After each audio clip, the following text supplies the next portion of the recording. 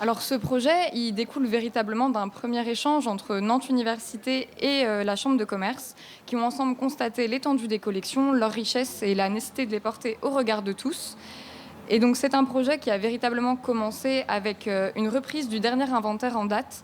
Et il est vrai que face aux initiatives précédentes, le projet de 2022-2023, il n'était plus du tout dans une vision financière de ces collections, mais avec une réelle volonté de valorisation historique et patrimoniale, avec une chambre de commerce qui veut porter le regard sur son passé, sur ses collections et les rendre accessibles.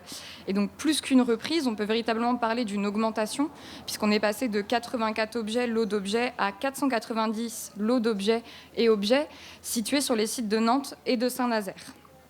Donc ces collections, après inventaire, prise de caractéristiques, elles ont été inscrites dans une base de données qui a deux objectifs principaux.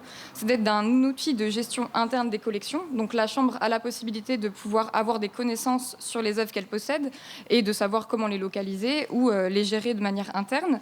Mais c'est aussi un outil de consultation en ligne sous forme de base de données site internet avec différents contenus sur l'histoire de la Chambre et sur ses collections. Et donc, cette base, elle peut se résumer en quelques chiffres, avec actuellement 555 fiches, avec 490 fiches objets et 33 fiches biographies, plus de 2900 photographies et une vingtaine de collections thématiques, donc qui vous permet, lors de la navigation sur cette base, d'avoir des informations sur l'histoire de la chambre, sur ce qui est de l'ordre du patrimoine du travail ou de l'histoire du travail, mais aussi des collections numismatiques, des collections de textiles ou du mobilier d'art.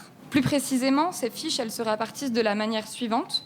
Donc vous avez ici un petit panel des différents types de collections qu'il y a dans cet inventaire. Donc on a des collections de textiles, de la monnaie ancienne, des médailles ou des œuvres d'art. Avec une dominante, on le voit ici pour les ouvrages, avec 202 fiches. Mais il faut véritablement comprendre que c'est une répartition en termes de fiches et non en termes d'objets réels.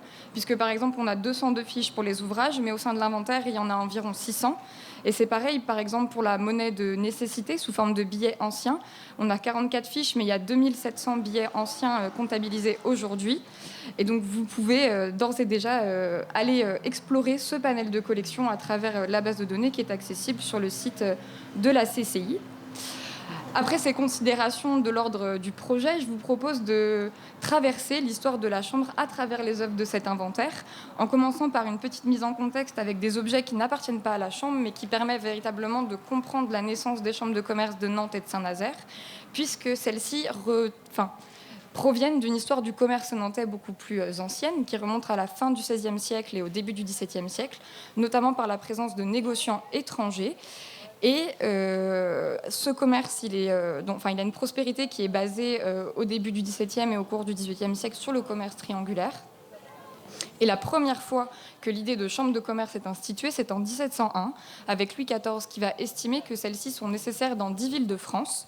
Mais la future perte d'autonomie des négociants va repousser ce projet jusqu'en 1725 et 1728, où ce n'est pas une chambre de commerce qui est créée, mais c'est un général de commerce qui est élu et qui a pour mission de prendre les principales décisions du commerce.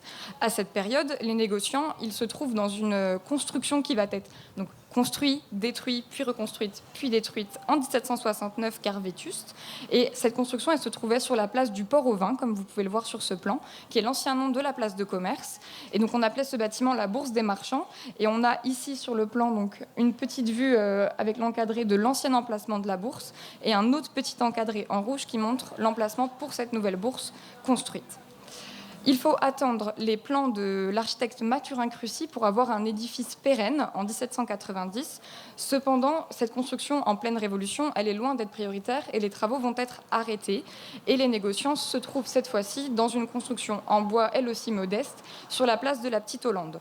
Sous le consulat, le commerce va se stabiliser et les chambres de commerce vont être enfin créées avec la signature de l'arrêté des consuls en 1802 par Napoléon.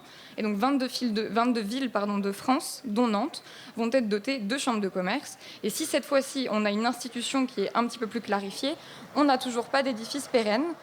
Et c'est pourquoi la venue de Napoléon à Nantes en 1808 est la grande affaire de la Chambre de commerce, mais aussi de la ville, puisque Napoléon souhaite par sa présence calmer les dernières agitations politiques, et c'est l'occasion pour la ville et la Chambre d'évoquer ces difficultés politiques et financières.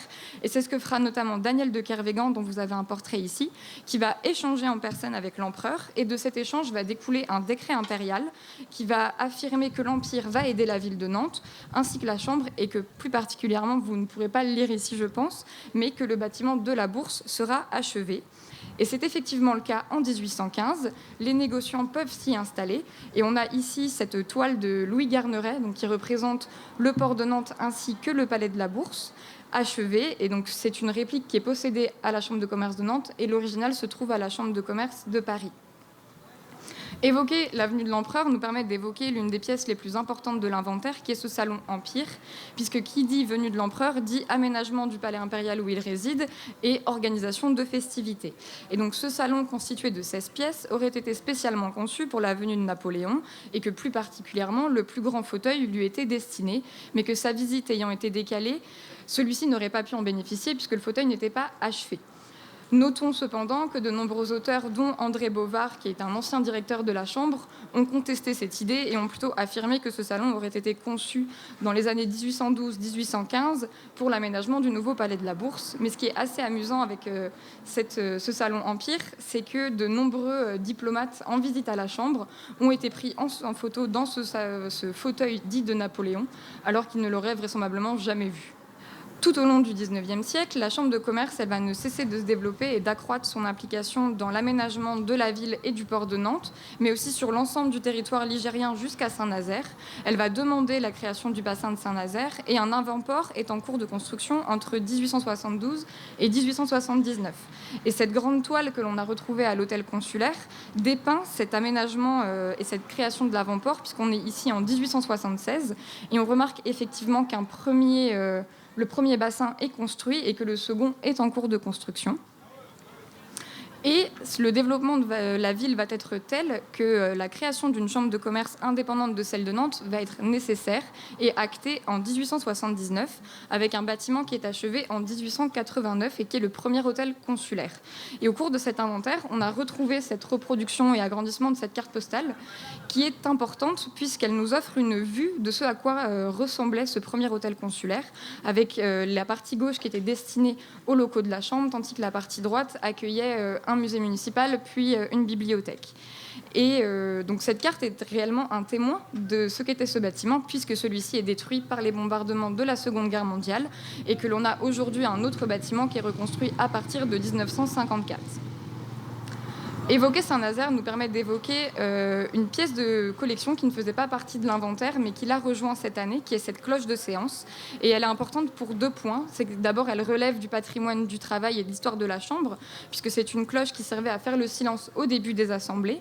Mais c'est aussi un véritable symbole, puisque son manche est décoré d'un Hermès. Et donc, pourquoi est-ce que c'est un symbole ? Eh bien, tout simplement parce que Hermès est le dieu du commerce et du voyage, et il est reconnaissable avec son casque ailé et le caducée qui l'entoure. Et donc, c'est un symbole qui est repris par l'ensemble des chambres de commerce à l'échelle nationale. Si on a évoqué la création des chambres de Nantes et de Saint-Nazaire, il faut comprendre que ces 2 territoires étaient déjà fortement liés assez naturellement par la Loire, mais qu'il y avait aussi un autre événement du XIXe siècle qui a relié ces 2 territoires et qui est une avancée à l'époque. C'est le prolongement de la voie de chemin de fer qui a été établie entre Paris et Nantes en 1851, et elle va être prolongée jusqu'à Saint-Nazaire en 1857. Et c'est une véritable aubaine, puisque plus qu'avec la navigation fluviale, on a une opportunité maintenant de transporter des marchandises de Nantes jusqu'à Saint-Nazaire en passant par Paris. Et c'est cette première traversée du train qui est ici illustrée dans cette gravure. Nous arrivons au début du XXe siècle et la Première Guerre mondiale va entraîner une crise économique et financière majeure où industriels, commerçants et particuliers sont gênés par le manque de monnaie à l'échelle locale. Et donc les chambres de commerce de France vont décider, afin de réinjecter de l'argent localement, d'émettre leur propre monnaie lors de la Première Guerre mondiale. Et c'est ce que va faire la Chambre de commerce de Nantes à partir de 1914. Elle va émettre des bons de 2 francs, de 1 franc et de 50 centimes qui sont ensuite échangeables par lot auprès de la Banque de France contre de la monnaie courante.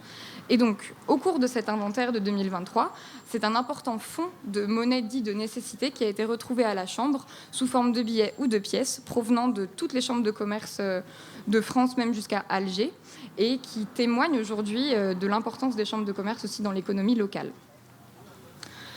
Inévitablement, après la Première Guerre mondiale, nous avons la Seconde Guerre mondiale et ses bombardements. Et donc, le palais de la Bourse ainsi que l'hôtel consulaire vont être détruits. Et l'on sait notamment qu'une partie des collections ne parviennent pas jusqu'à nous en raison de ces bombardements et que la Chambre de commerce de Nantes, afin d'éviter de nouvelles dégradations, avait d'ailleurs pris l'initiative de déplacer ses archives et ses collections dans le château du Plessis à Orvaux afin de les préserver. Et c'est ce qui explique notamment que le salon Empire soit aujourd'hui intact. Et donc ces bombardements, ils sont importants dans le cadre de l'inventaire puisque nous nous sommes posé une question qui peut sembler assez bête, mais pourquoi est-ce que la Chambre de commerce possède ces œuvres et quelle est véritablement leur utilité ? Et on peut véritablement en fait, répondre à cette question en divisant le temps par une chronologie qui est celle de aménager les chambres de commerce avant 39-45, puis réaménager les chambres de commerce après 39-45. Et donc, l'un des buts de cet inventaire, c'était de déterminer quelles pièces étaient possédées avant la Seconde Guerre mondiale. Et donc, avec des recherches au sein des archives de la Chambre déposées aux archives départementales de Loire-Atlantique, on a pu notamment identifier que cette bibliothèque Louis XV était possédée avant le début du XXe siècle, puisqu'on sait qu'elle a été restaurée en 1900 par la Chambre, où on a encore 7 pendules Empire, dont on a retrouvé une note avec une description très précise de cet objet, qui affirme que celle-ci a été achetée à Paris en 1827 et qu'elle décorait le bureau d'un des membres de la Chambre de commerce au Palais de la Bourse. Et donc, le palais de la Bourse est détruit et est reconstruit dès 1947 sur les plans de l'architecte Jean Merlet. C'est une reconstruction qui est extérieure et qui est financée par l'État. Pour ce qui est du réaménagement intérieur, tous les travaux sont à la charge de la Chambre et donc elle va investir avec les indemnisations des dommages de guerre plus dans du mobilier utilitaire, mais aussi dans du mobilier un peu plus d'exception, du mobilier ancien ou encore des tapisseries anciennes. Et c'est vrai qu'au fur et à mesure d'études des différents inventaires qui ont eu lieu, on retrouve par exemple ces 2 tapisseries, donc réalisées d'après les cartons du peintre Charles Lebrun. Donc ce sont des cartons qui ont été réalisés au milieu du XVIIe siècle, donc ce sont quand même des œuvres assez anciennes, puisqu'on sait qu'elles ont été probablement produites soit par la manufacture des Gobelins, soit par la manufacture de Beauvais. Vraisemblablement, ici, on serait davantage sur la manufacture de Beauvais, puisque sa production était davantage réservée aux particuliers, tandis que Gobelin travaillait davantage pour une production royale. Et donc, ces 2 tapisseries, le feu ou l'eau, elles font partie d'un ensemble de 4, dont on sait aujourd'hui qu'il existe officiellement 8 ensembles seulement. Donc, ça reste des pièces assez rares, autant pour leur technique d'exécution que pour leur état de conservation, que pour la date où elles ont été créées. Autre élément acquis dans les années 1945-50, ce sont ces 4 fauteuils dits à la reine estampillés par l'ébéniste parisien Jean-Nicolas Blanchard, qui ont été réalisés au XVIIIe siècle, dont on a retrouvé dans les archives le bordereau d'adjudication qui affirme bien que ceux-ci ont été achetés en 1950 par la Chambre. Et vous pouvez vous donner une idée de ce que cet amoncellement de collections représentait au Palais de la Bourse, avec cette vue intérieure du bureau du président. Donc on retrouve bien la bibliothèque Louis XV, le portrait de Kervégan que l'on a évoqué en début de présentation, les différents fauteuils, même s'ils n'ont aujourd'hui plus les mêmes garnitures, ainsi que d'autres pièces de mobilier qui sont encore conservées aujourd'hui et que vous pourrez aisément retrouver dans l'inventaire. Afin d'accompagner l'évolution de son activité, la Chambre de commerce de Nantes elle va procéder à la refonte de son patrimoine immobilier en créant le Centre international du commerce et elle va donc déménager au centre des Salorges en 1987. Et cette vue de la salle des séances, elle est intéressante pour nous dans le cadre de l'étude des œuvres puisqu'on remarque en arrière-plan qu'il y a cette fameuse tapisserie qui est affichée. Et en étudiant d'autres photographies, cette fois-ci de la salle des séances au Palais de la Bourse, on a remarqué que celle-ci était affichée de la même manière et donc qu'au cours de l'histoire, la Chambre a eu un usage assez singulier mais aussi répétitif de ces œuvres. On a évoqué l'histoire plus précise des chambres de Nantes et de Saint-Nazaire, de leur lien naturellement par la Loire, de leur lien économique, mais il faut savoir que jusqu'en 1993, leur assemblée et gestion étaient distinctes et qu'afin de davantage travailler ensemble, de mutualiser les services et les ressources, ils ont créé le groupement interconsulaire de Loire-Atlantique et c'est un événement qui est acté par cette plaque commémorative que l'on a retrouvée cette année à Saint-Nazaire, mais il faut cependant attendre 2011 pour qu'une chambre de commerce unique soit créée. J'en ai terminé de cette présentation de l'histoire de la Chambre, que j'espère qu'il n'a pas été trop dense. Et je vous propose de terminer avec un petit focus sur quelques œuvres qui témoignent du lien entre la Chambre de commerce, la Loire et la navigation. Et on peut commencer avec cette médaille commémorative du centenaire de la Chambre, donc de 1803 à 1903. C'est une médaille qui a été commandée spécialement par la Chambre de commerce, mais ce qui nous intéresse particulièrement, c'est ce qui est sculpté. Donc c'est une représentation sculptée dessinée par Frédéric Vernon, qui représente sur l'avers le port de Nantes en 1803. Donc on peut remarquer assez aisément qu'il est marqué par une forte végétation, il y a peu d'aménagements portuaires, peu de navires, tandis que sur le revers, en 1903, on a un port qui est davantage anthropisé, beaucoup d'aménagements industriels ou portuaires, on remarque assez facilement la présence du pont transborder, mais aussi d'une allégorie pensive qui est écrite dans un cahier au-dessus de ce port et qui envoie littéralement un message très clair, c'est que la Chambre de commerce n'en a pas terminé avec l'aménagement et la dynamisation de son port. Plus qu'avec cette médaille, on a aussi cette maquette qui montre avec précision l'importance et l'implication de la Chambre de commerce dans le port nantais. Donc c'est une maquette qui est commandée par la Chambre de commerce pour l'exposition universelle de Paris en 1900. Et même si aujourd'hui elle ne fait plus partie des collections puisqu'elle a été déposée à la ville en 1927 et qu'aujourd'hui elle se trouve dans une des salles du musée d'histoire de Nantes au château des Ducs de Bretagne, cette maquette qui a été réalisée en 1900 et réactualisée à plusieurs reprises, elle montre véritablement Nantes comme un port international de fond d'estuaire et on y remarque divers aménagements, encore une fois le pont transborder et les différents quais qui montrent aussi la dynamique de ce port. Enfin, il est impossible de parler du commerce, de la Loire et de la navigation sans évoquer le Bélem. Et donc, cette maquette, elle a été acquise par la Chambre dans les années 2000 à la Fondation Bélem. Et le Bélem est un 3-mâts dont la construction a été décidée à Chantenay-sur-Loire par Ferdinand Crouan et Adolphe Dubigeon en 1895.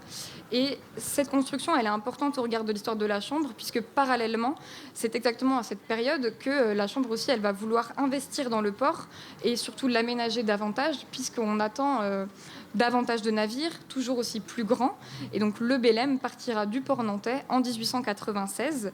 Et il partira d'ailleurs de ce port 32 fois environ entre 96 et 1914. Enfin, je vous propose de terminer sur une petite digression géographique afin d'évoquer un fonds assez important à la Chambre de commerce, qui est celui des atlas et des cartes des grandes expéditions à travers le monde.